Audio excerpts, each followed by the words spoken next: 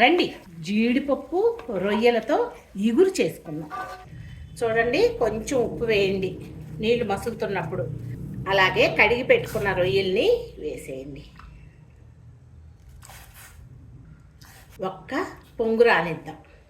ఇలా పొంగు వస్తున్నాయి కదా, జల్లిపొట్టులో వేసేస్తాం. రొయ్యలు జీడిపప్పు కూరకి మొదట ఉల్లిపాయలు వేయించేసుకుందాం. అలాగే 2 పచ్చిమిరపకాయలు కూడా కోసి వేసేసేయండి. కొంచెం కూడా పచ్చి ఉండకూడదమ్మా, పచ్చి ఉంటే తీపి వచ్చేస్తుంది. లైట్ బ్రౌన్ కలర్ వచ్చే వరకు వేయించుదాం. చూడండి, ఇలా బ్రౌన్ కలర్ రావాలి. ఇప్పుడు కొంచెం పసుపు, అప్పటికప్పుడు నూరుకున్న అల్లం వెల్లుల్లిపాయ ముద్ద, సరిపడా కారం, ఉప్పు తగినంత వేసి తిప్పుదాం.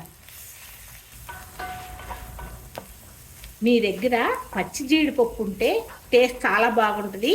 నేను ఈ జీడిపప్పుని 4 hours నానపెట్టాను. నానపెట్టిన జీడిపప్పుని వేసేయండి. ఒక్కసారి తిప్పండి.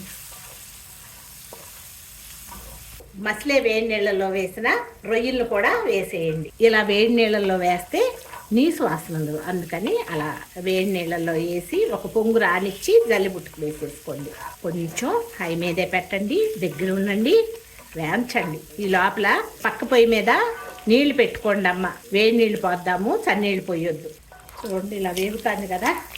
చూడండి, నూనె కూడా వచ్చేసింది పక్కలకి. దగ్గర ఉండండి అమ్మ, లేకపోతే మాడిపోతుంది. హై మీద పెట్టాం కదా, అందుకని.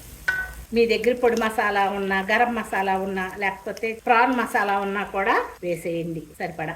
ఒకసారి తిప్పండి. ఇప్పుడు స్టవ్ సిమ్ మీద పెట్టండి అమ్మ. మసులుతున్న వేడి నీళ్ళని పోసేయండి. ఒక్కసారి తిప్పండి.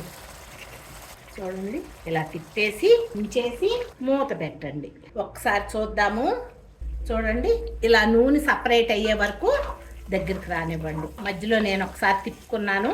తరిగి పెట్టుకున్న కొత్తిమీర, కొంచెం కరివేపాకు ఒకసారి వేసి ఇలా తిప్పేసి 2 నిమిషాలు మగ్గబెడదాం.